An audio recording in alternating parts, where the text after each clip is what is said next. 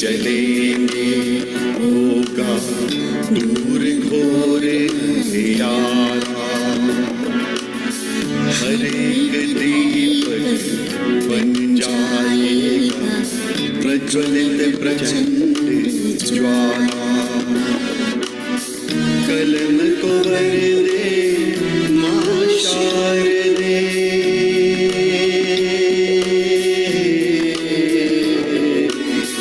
कलम को वर दे मां शारदे, रूहों में कर दे उजाला। हम सब लेखक कलम के सैनिक, नाम हमारा एलपीजी साहित्य, सीनों में रहके है हमारे साहित्य की प्रचंड ज्वाला। दीप से दीप जले LPG Sahitya Association, a fuel for soul. अंधियारा।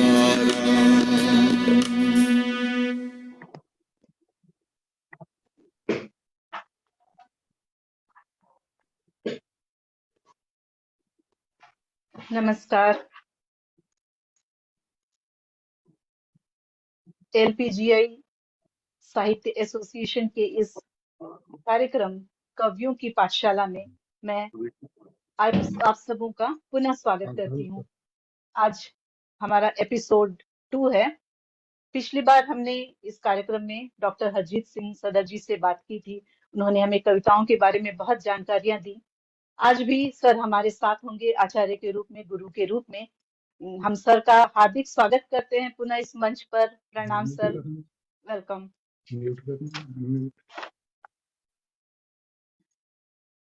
स्वागत है सर आपका, प्रणाम। थैंक यू जी, थैंक यू।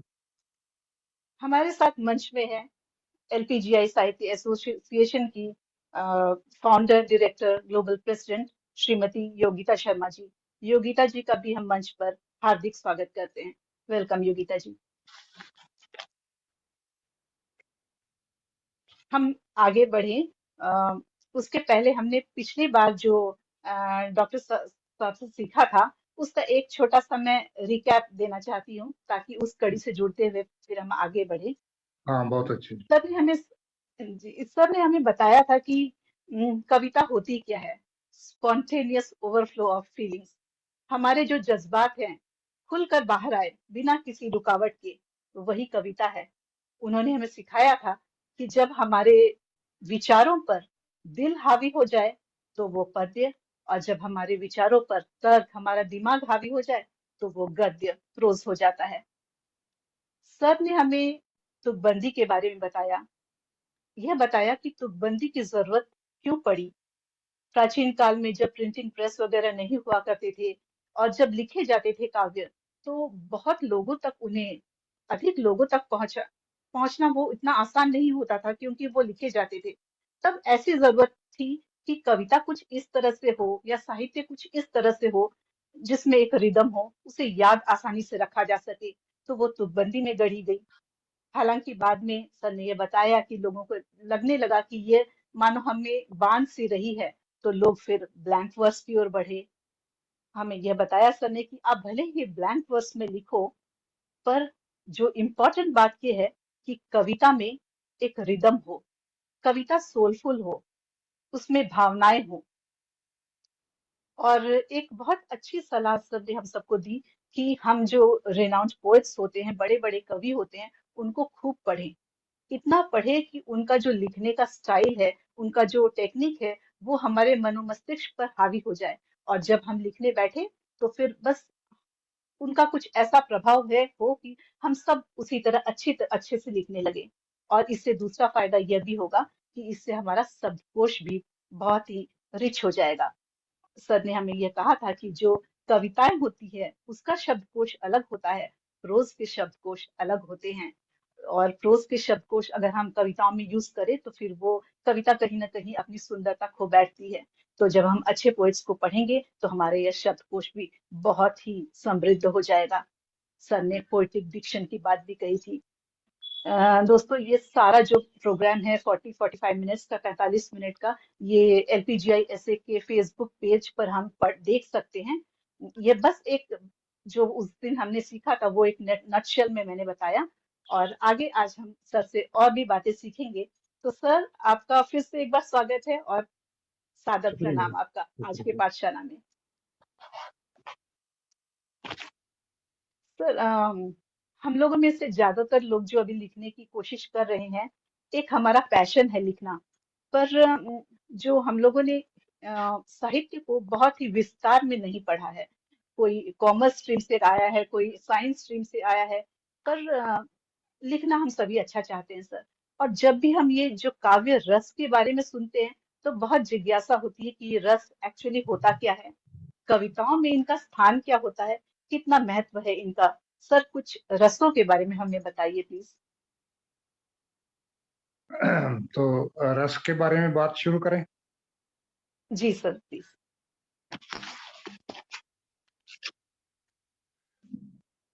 जिंदगी में जो कुछ भी हम ग्रहण करते हैं वो बगैर स्वाद के नहीं कर सकते। अगर खाना खाएं स्वाद ना हो तो अंदर नहीं जाएगा। ऐसे ही कविता पढ़नी हो तो उसमें जो तत्व है, सार है, ज्ञान है, वो हमारे अंदर तभी जाएगा अगर वो स्वादला हो, स्वादी हो। सो ये मुख्य बात तो यही है। जी अब रसों के बारे में मैं थोड़ी सी बात आपको बताता हूँ।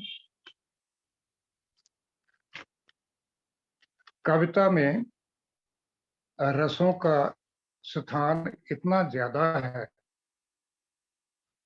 कि संस्कृत आचार्यों ने हमारे काव्य शास्त्र में ये कहा, रसात्मक वाक्यम काव्यम, कि रसात्मक वाक्य ही कविता है। अगर उसमें रस नहीं है तो वो कविता नहीं। जी हम कविता क्यों पढ़ते हैं? क्योंकि कविता हमें अपनी तरफ खींचती है। वही स्वाद है, स्वाद ही खींचता है। अब वो स्वाद कितने प्रकार के होते हैं ये हमने देखना है। सबसे इम्पोर्टेंट, महत्वपूर्ण जो रस है वो है श्रृंगार रस। इसको रसों का राजा कहा जाता है, रस राज कहा जाता है इसको। तो रस शब्द का कोशगत जो अर्थ है, जो डिक्शनरी में मीनिंग है, निचोड़ किसी चीज का, जो या फलों का रस, जैसे नींबू हम निचोड़ते हैं। जो रस हम पीते हैं, अगर इसकी मिसाल से हमने समझना हो तो हम कह सकते हैं कि वही रस कविता में भी है।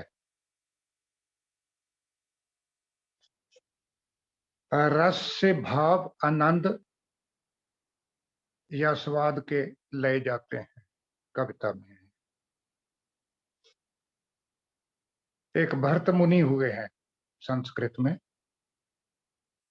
उनके अनुसार रस कविता का सबसे ज्यादा जरूरी अंग है। अलग अलग तत्व होते हैं, जैसे कल्पना होती है, संवेदनशीलता होती है कवि के अंदर, और कई तत्व हैं। तो उनमें से सबसे इम्पोर्टेंट तत्व है रस। छंदबद्ध रचना कविता नहीं। छंद में अगर किसी कविता को हम बांध दें, तुकांत मिलाप कर दें, अगर उसमें रस नहीं है तो वो कविता नहीं है। अगर उसमें कविता है तो बगैर छंद के भी कविता है। कविता में कविता जरूर होनी चाहिए, चाहे छंद मुक्त हो या छंद युक्त हो।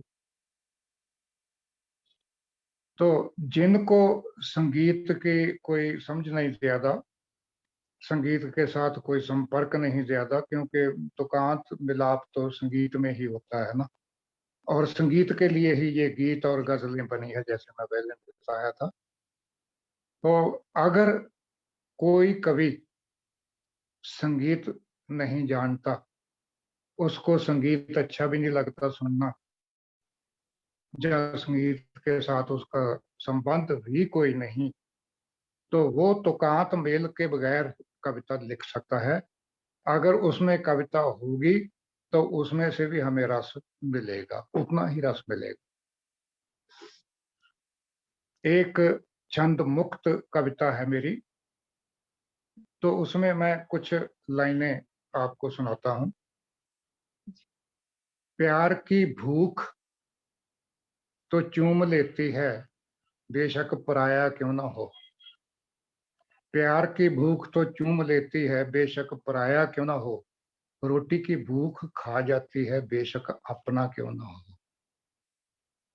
क्या बात है सर, ज्यादा क्या बात। आदमी भूखे होते हैं ना, तो हम्म, बंदे को भी खा जाता है, आदमी को भी खा जाता है, चाहे वो पराया क्यों ना हो। तो ये जो प्यार है, ये ये ही अपना श्रृंगार रस की आत्मा है, प्रेम। जी।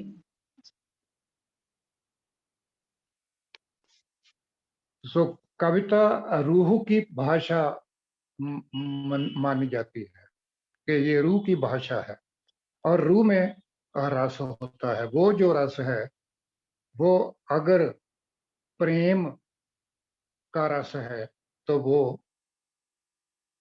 अपना इसको श्रृंगार रस कहेंगे। अच्छा। तो श्रृंगार रस इसको अपना श्रृंगार रस जो होता है ना, श्रृंगार रस का संबंध श्रृंगार से है, अच्छा। श्रृंगारी हुई थी। कविता भी श्रृंगारी जाती है, वो बाद में आएगा। जी। श्रृंगारने के लिए हम क्या करते हैं, अलंकारों का प्रयोग करते हैं। जी। अलंकार का अर्थ संस्कृत में है भूषण, गहना। भूषण। जी। औरत श्रृंगार करती है अपने रूप को श्रृंगारने के लिए, और मर्द अपने रूप को श्रृंगारने के लिए जो मर्दाना ऑर्नामेंट्स होते हैं वो पहनते हैं। सिर्फ यही नहीं, अगर कुछ भी नहीं पहना, सिर्फ कपड़ा ही पहना है, उसमें भी हम श्रृंगार देखते हैं।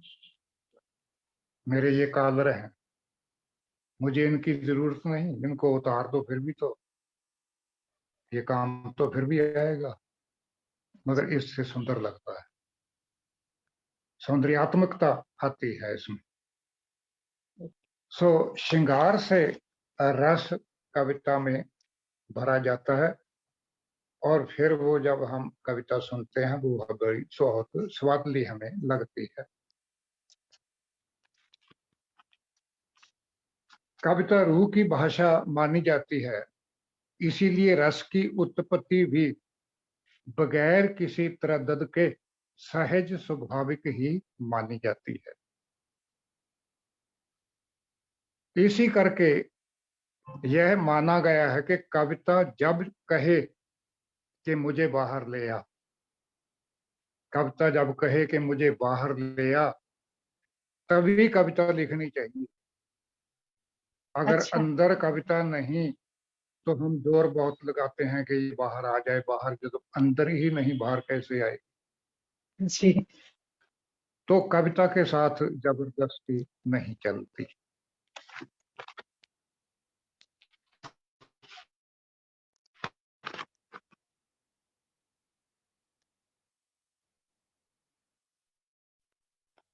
हाँ, इससे जुड़ी हुई बात है कि कई कोई उत्सव होता है, कोई निर्देश होता है कि इस पे ऑनलाइन, तो उसमें प्रॉब्लम आ जाती है। कविता तो अंदर है नहीं उसमें, और हमें कहा जाता है कि ये कविता लेके आओ, इस विषय पे कविता लेके आओ। तो हम जी। कविता लिखते तो हैं, हमें महसूस भी हो जाता है कि ये कविता बनी नहीं है, दिवस की जरूरत पूरा करेगी, वैसे ये इसलिए कविता स्वाभाविक ही लिखी जाती है, ऐसे ही लिखनी चाहिए। जी। मगर आजकल क्या हो गया है, रस कई दफा इसमें नजर नहीं आता, क्योंकि पहले कविता में भाव हावी होते थे, फीलिंग्स वो हावी होती थी। तो फीलिंग कोई भी हो, व्यक्ति को अपनी तरफ खींचती है। प्रेम का सीन हो, हम खींचे जाते हैं। अगर लड़ाई का सीन हो, वो भी देखने खड़ जाते हैं, वो भी हमें अपनी तरफ खींचते हैं। सो रस को कोई भी हो, हम रस की ओर जाते हैं, इसलिए कविता बनती है। जी। तो अब देखना है कि कौन कौन से रस हैं। 9 रस माने जाते हैं कविता में। तो 9 में से जो रस राज है वो है श्रृंगार रस। तो श्रृंगार केवल औरत या मर्द का नहीं, कपड़े का श्रृंगार, हम कमरा श्रृंगार देते हैं, उसमें भी रस मिलता है हमें। सो रस तो रस है। जहां भी कभी सुंदरता होगी, प्रकृति चित्रण में आप चले जाओ, आपकी कविता में प्रकृति चित्रण है, उसमें फूल खिले हुए हैं, तरह तरह के वृक्ष लगे हुए हैं, उनको भी फूल लगे हुए हैं, तो ठंडी ठंडी हवाएं चल रही हैं। वो सारा कुछ हमारी रूह को एक तरह से फूल की तरह बना देता है, खुशबू खुशबू कर देता है। वो भी श्रृंगार रस है। मगर श्रृंगार रस का ज्यादा संबंध प्रेम से जोड़ते हैं। सो इसका स्थायी भाव जो है, हर रस का कोई ना कोई स्थायी भाव है, फीलिंग है। जी। कहते हैं, ये बात ठीक भी है, कि बच्चा जब जन्म लेता है तो वो 2 भावनाएं अपने साथ लेके आता है, एक डर, दूसरी लालच। हम उसको डरा के, जैसे कहते हैं कि भूत आ जाएगा, वो हमारी बात मान जाएगा, डर के मान जाएगा। जहां उसको हम कहेंगे चॉकलेट दूं तेरे को, लालच हो गया, ये उसे बहुत पसंद आती है। इससे फिर कब्जा पैदा होता है, उसके सामने कोई चीज कर दो वो ऐसे पकड़ता है। ये ईश्वर ने मुढ़ली जो आरंभ वाली ट्रेनिंग है ना, ये दे के भेजता है। तो बाकी के जो भाव हैं, तो संसार में आके समाज में जब हम एक दूसरे के साथ बैठते हैं, मिलते हैं, वहां से समस्याएं भी पैदा होती हैं और बाकी भाव फिर पैदा होते हैं, उनके भी रस होते हैं अलग अलग। वीर रस आपने सुना होगा। सर, श्रृंगार रस रस के बारे में जानना था।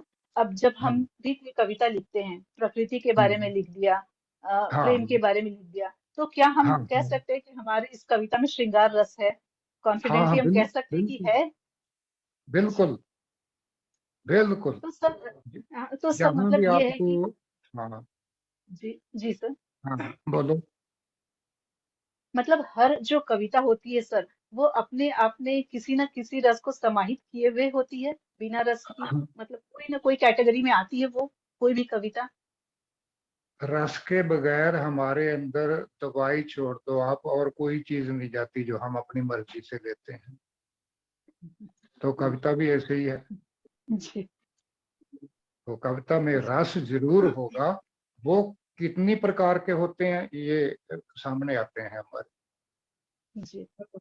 रेखा जी, मैं एक प्रश्न अंकल जी से पूछना चाहूंगी।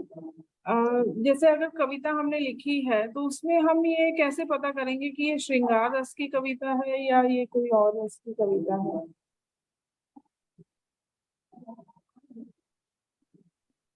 हाँ, ये प्रश्न बहुत अच्छा है। पता कहाँ से चलेगा कि कोई भी सुंदरता देख के हमारे मन में जो भाव पैदा होता है, अगर वो हो गया पैदा, तो वहां श्रृंगार रस है। आपको चाहे उसका पता हो चाहे ना हो।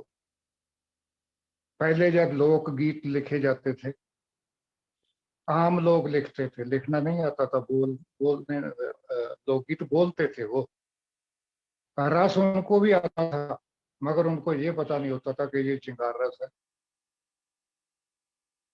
कविता की कोई व्याकरण पहले नहीं थी, ना संगीत की व्याकरण कोई थी, ये व्याकरण तो बाद में बने हैं, कविता की भी संगीत की भी। तो जब चीर फाड़ इसकी की गई कविता की, तो उसमें से ये रस मिले हैं कि इन रसों के कारण कविता अच्छी लगती है। क्लियर जी? हेलो? हेलो। हाँ सर, आवाज ही नहीं आ योगिता जी रही। जो पूछ, सर आवाज आ रही है? सर का शायद कॉल जो हेलो, मुझे लगता है अंकल जी का शायद नेटवर्क का इशू है शायद। हाँ जी जी। मुझे हेलो? तो हेलो। हेलो।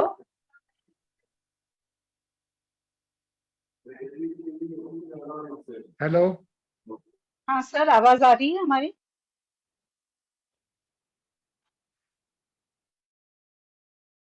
हेलो। कुछ इश्यू लगता है।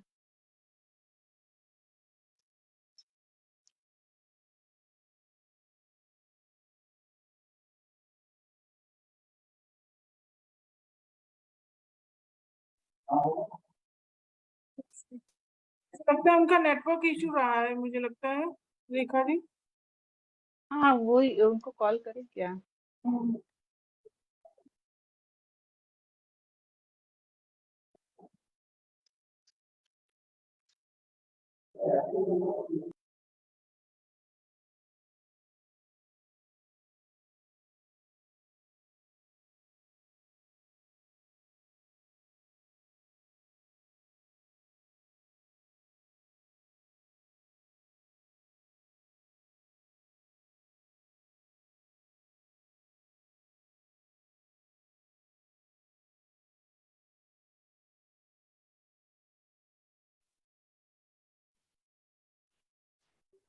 Recording in progress.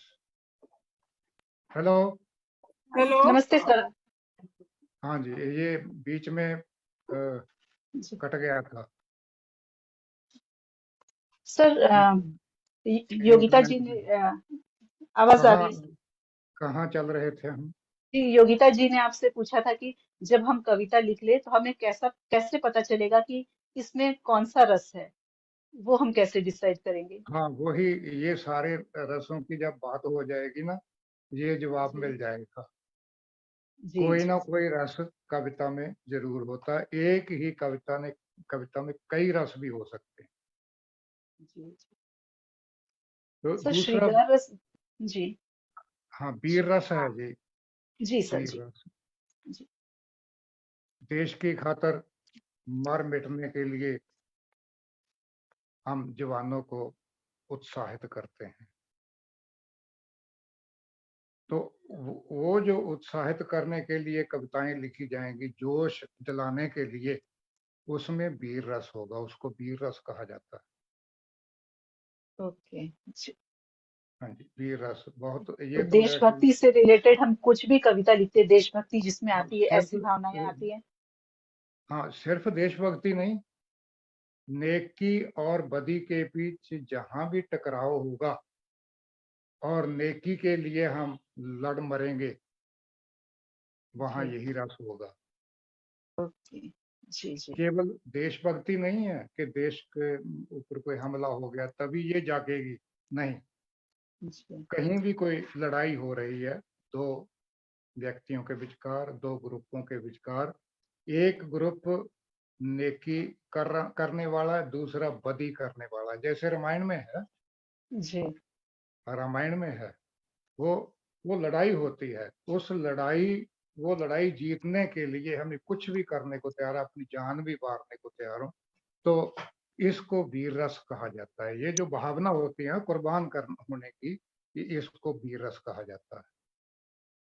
तो इसका जो स्थायी भाव है, जो भावना है, वो अ, अपना जोश है। जोश जो हमने जोश भरते हैं ना बच्चों में, जहाँ किसी में भी जोश भरते हैं, वो जोश जहाँ कविता में होगा, वहां ये रस वीर रस होगा। सर आपकी कोई कविता है वीर रस से ओतप्रोत? तो एक एग्जाम्पल देकर हमें समझा दें कोई आपकी कविता। वीरता वाली बात मेरे में आई नहीं कभी।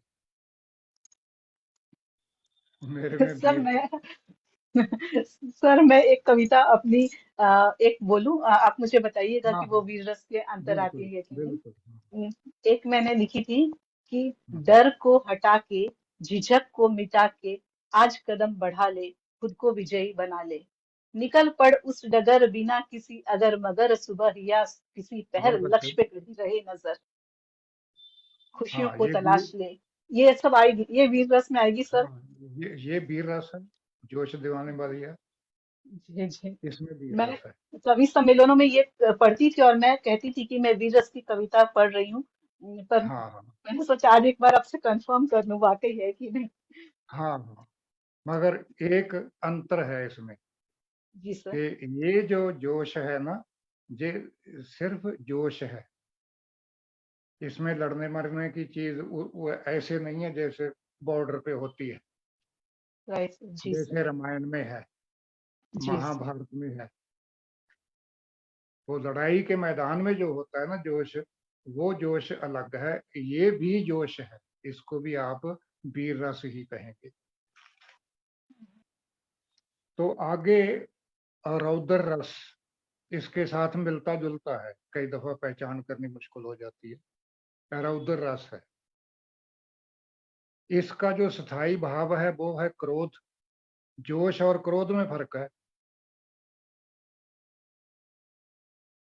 वीर रस में भी हम गुस्से में होते हैं और इसमें भी गुस्से से होते हैं, दोनों में क्रोध होता है, मगर वो क्रोध नेकी के काम आता है। ये जो रौद्र रस है, ये सिर्फ लड़ने के लिए ही लड़ाई हो रही होती है। क्रोध डोमिनेट करता है। वहां कोई ना कोई जो अच्छा लक्ष्य है आपका, नेकी से जुड़ा हुआ, वो काम करता है। उसके लिए आप कोई भी कुर्बानी देने को तैयार है। मगर जब गली में लड़ते हैं लोग बिना किसी खास कारण के, क्रोध चढ़ा होता है, तो उसको रौद्र रस बोलते हैं। वो भी तो हम देखने लग जाते हैं कि जी देखो क्या हो रहा है, क्यों हो रहा है, कौन जी। भागेगा मैदान में से। तो ये इतना थोड़ा फर्क है। उस ये ये प्रचलित है ज्यादा क्या सर? रौद्र रस में मतलब कविता है क्या हमारे? कौन सी कविता हम देख सकते हैं सर, पढ़ सकते हैं रौद्र रस रौ- की?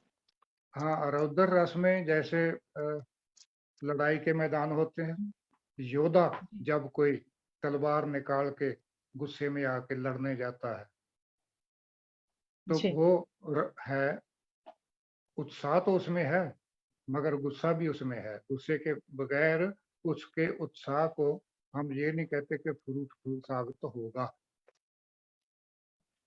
सो उत्साह के साथ क्रोध होता है। जहां सिर्फ क्रोध होता है, कोई नेकी वाला काम नहीं करना होता, लड़ाई के लिए ही लड़ाई होती है, वो है रौद्र रस। एक करुण रस है, जी। करुण रस। करुणा रस जी। नेकी और बुराई की लड़ाई हो रही है। नेकी वाले का जब नुकसान होता है तो हमारी हमदर्दी उसके साथ हो जाती है। वो हमदर्दी हमें स्वाद देती है,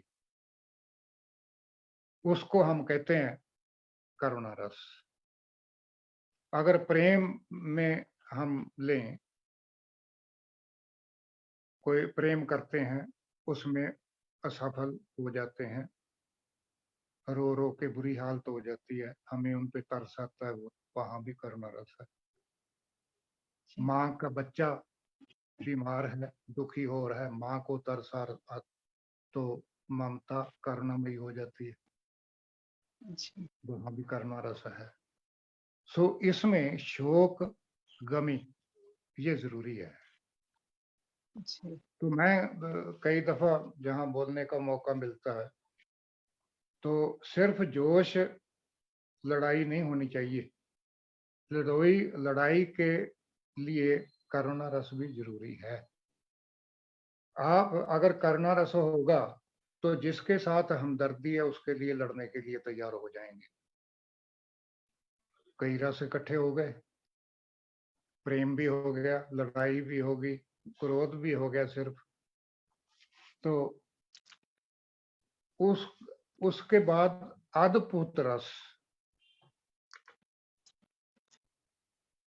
अद्भुत हैरानी वाला, कविता में जो कहा जाता है वो दिखाया जाता है, उसको देखकर हम बहुत हैरान होते हैं। तो हैरान करने वाला दृश्य, हैरान करने वाली चीज हमें अपनी तरफ खींचती है, वो रस है अद्भुत रस। जी। मगर एक चीज है, उसमें विस्माद जरूर होता है। ओके। हाँ जी, विस्माद, विस्माद जी। क्या होता है? हैरानी भी होती है, हमें डर भी लगता है। इसका जो है ना अद्भुत, अद्भुत का मतलब भी हैरान होता है, जी। हैरानी होती है मगर स्वातली हैरानी होती है। हम हैरान होते हैं कि ये कैसे हो गया, पर मन को नशा भी मिलता है साथ में, दोनों का संगम हो जाता है इसमें।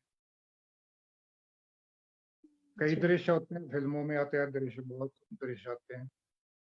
मैं एक मिसाल देता हूँ। आपकी बेटी विवाह के बाद किसी कारण से बाहर गई हुई 10 साल बाद आती है, जब अब आपको आके मिलेगी तो क्या होगा? यही अद्भुत चीज होगी, हैरानी होगी आपको, जी। और साथ में विस्माद का रस भी आएगा, ओके। जी दोनों सर। चीजें होगी। तो ये किसी भी रूप में दुनिया में घटता रहता है ये। तो ये अद्भुत रस हो गया। एक बीभत्स रस होता है घृणा, जी। नफरत। जी। हम किसी को नफरत करते हैं, अगर वो नफरत की भावना कविता का विषय बन जाए तो वहां ये विभत्स रस आ जाएगा। जी। है जी, इसमें तो कोई ऐसी बात नहीं, ये साफ है बिल्कुल।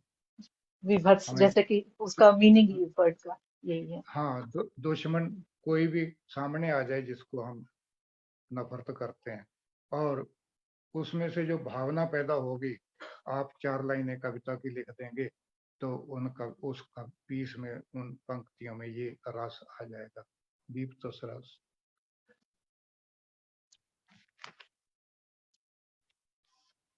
अच्छा, एक भयानक रस होता है,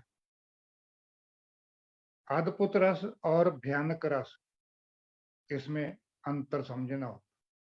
जी।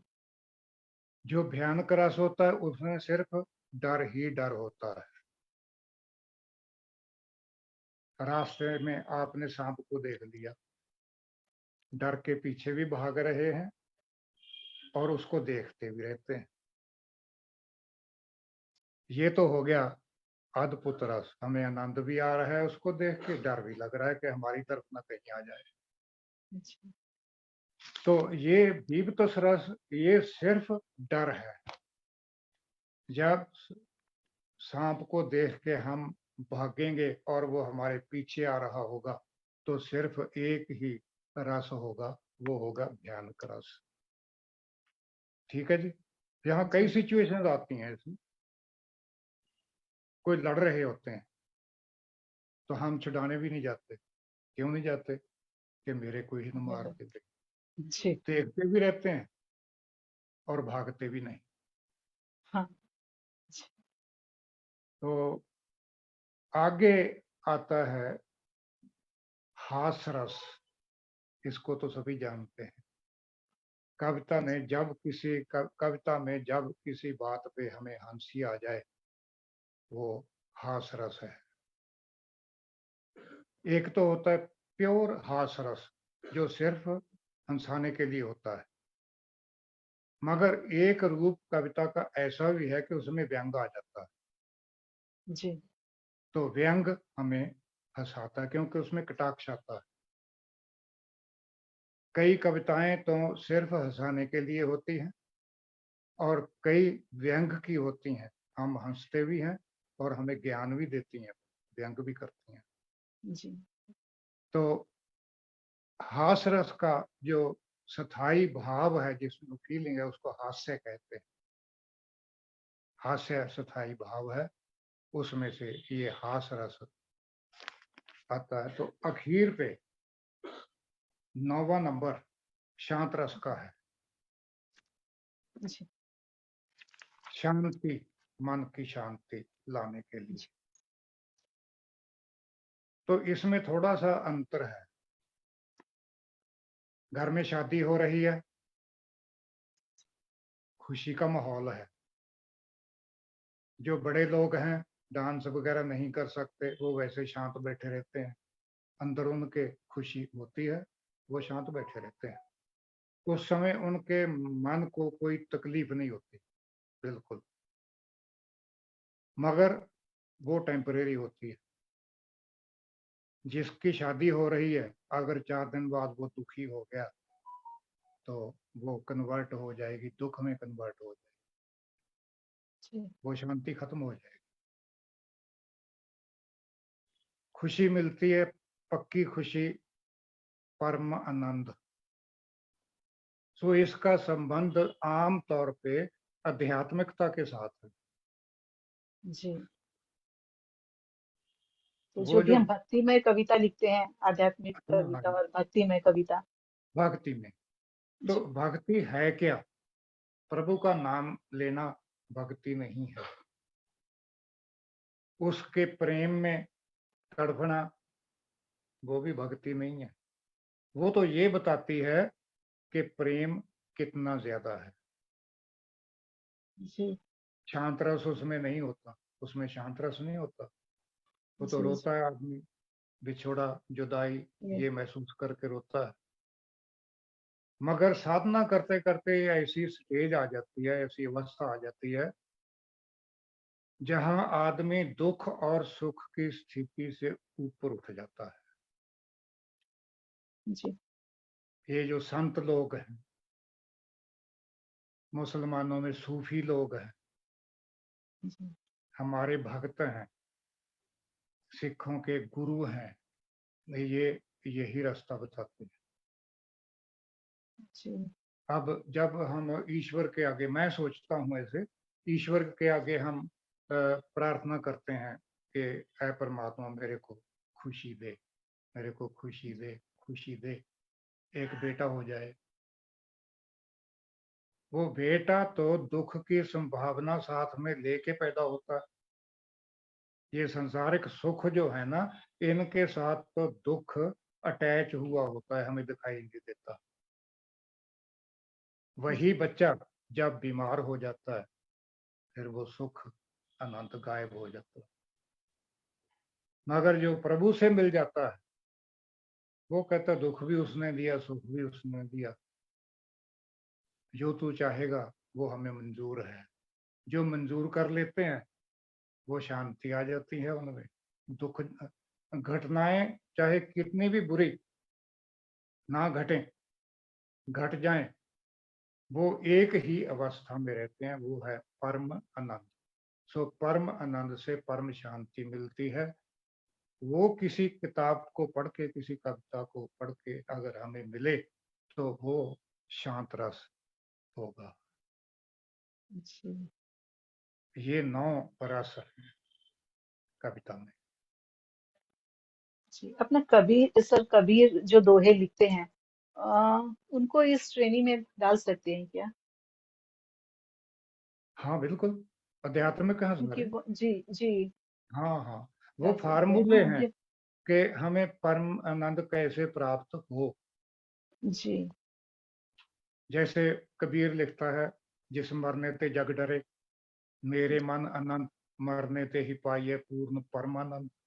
जी तो आम लोग जो व्याख्या करते हैं, अर्थ करते हैं, वो ये करते हैं कि कबीर जी ये कह रहे हैं कि बगैर मरने के आनंद नहीं प्राप्त हो सकता, जी। इसलिए जल्दी से जल्दी मर जाऊं तो आनंद मिल जाएगा। नहीं, तो एक शांति का भाव तो आ ही जाता है मन में सुनकर।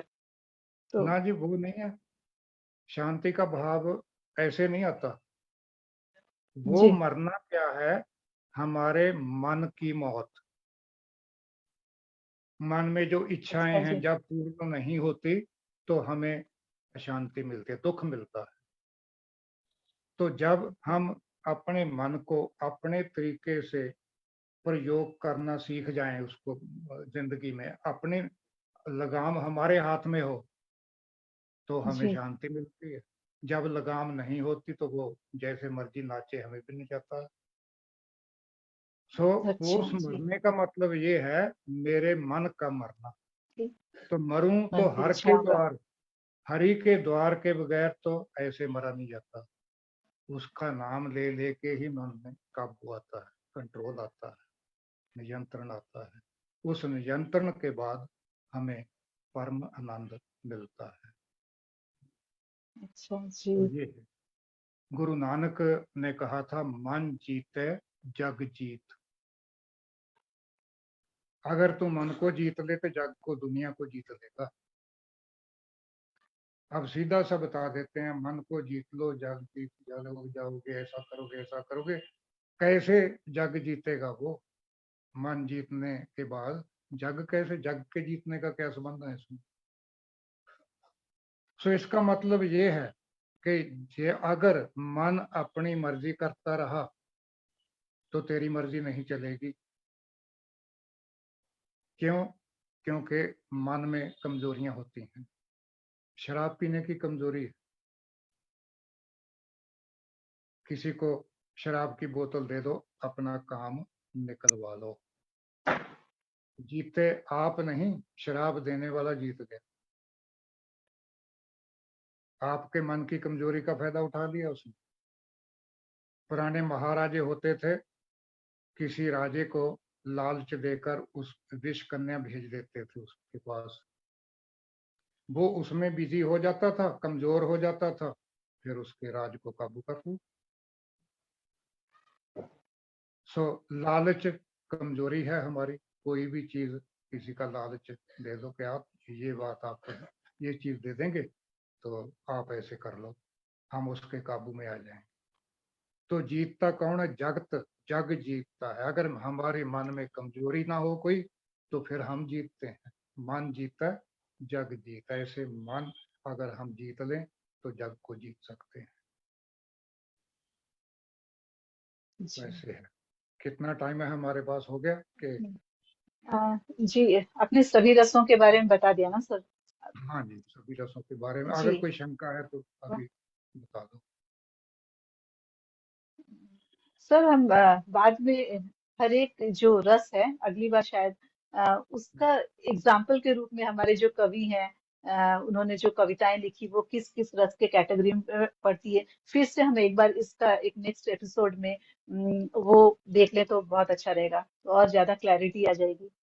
मतलब सपोज रिवीजन हो वीर रस है जाएगी। तो ठीक है। किसी कवि की वीर रस की कविता ले ले, ठीक दिनकर है। साहब की ले ले किसी की। हाँ जी। हाँ। और सर तो अभी लगभग समय हो चुका है, लेकिन जाने के पहले सर आपकी कोई सी भी कविता जिसमें आपने जो ये 9 रस बताया उसमें से कोई सा भी रस हो वो प्लीज हमें एक बार सुना दें। देखो, रस तो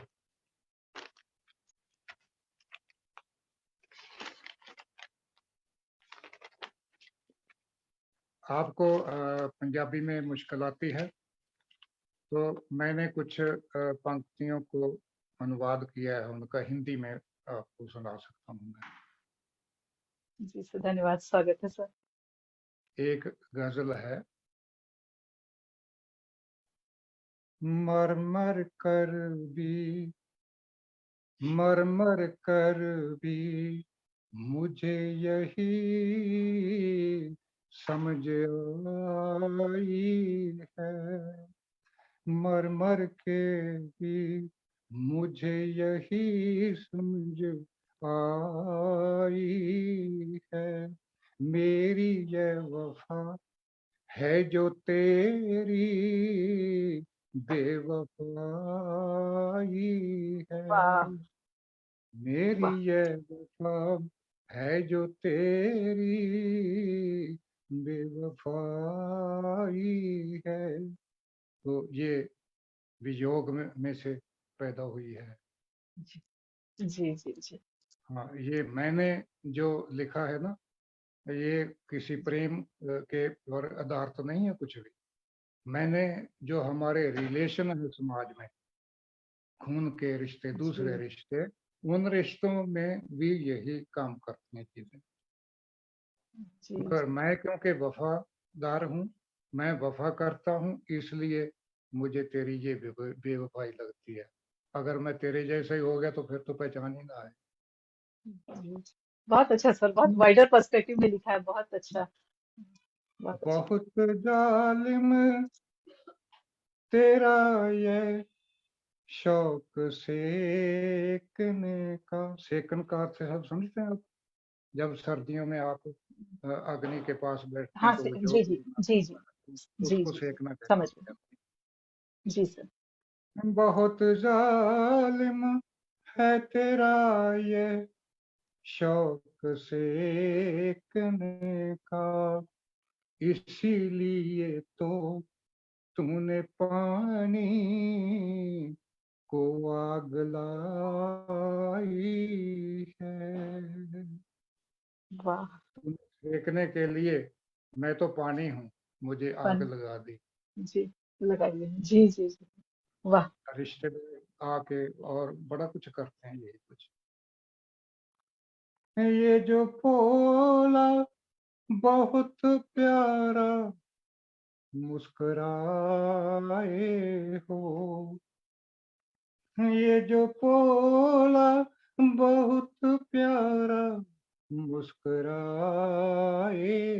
हो, शायद मेरी खुशियों की मौत आई है, शायद क्या बात मेरी है सर। खुशियों की मौत आई है। प्यार से आपको कहेंगे मुझे इतने पैसे चाहिए, आप दे दोगे? फिर वो वापस नहीं करते तो खुशियों की मौत तो हो गई। जी जी सर बहुत अच्छी।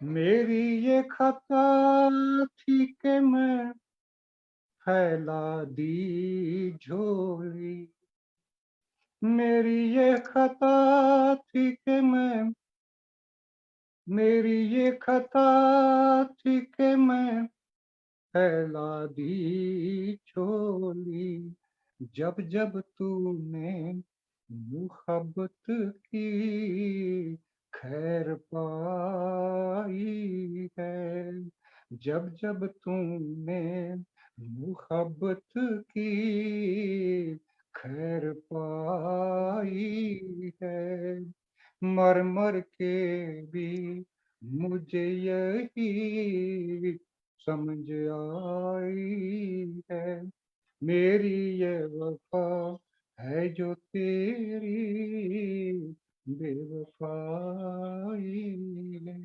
शुक्रिया। अद्भुत सर, लाजवाब, बहुत अच्छे सर। धन्यवाद हमें इतना वाह, सुंदर सुनाने के लिए सर, बहुत बहुत धन्यवाद। शुक्रिया।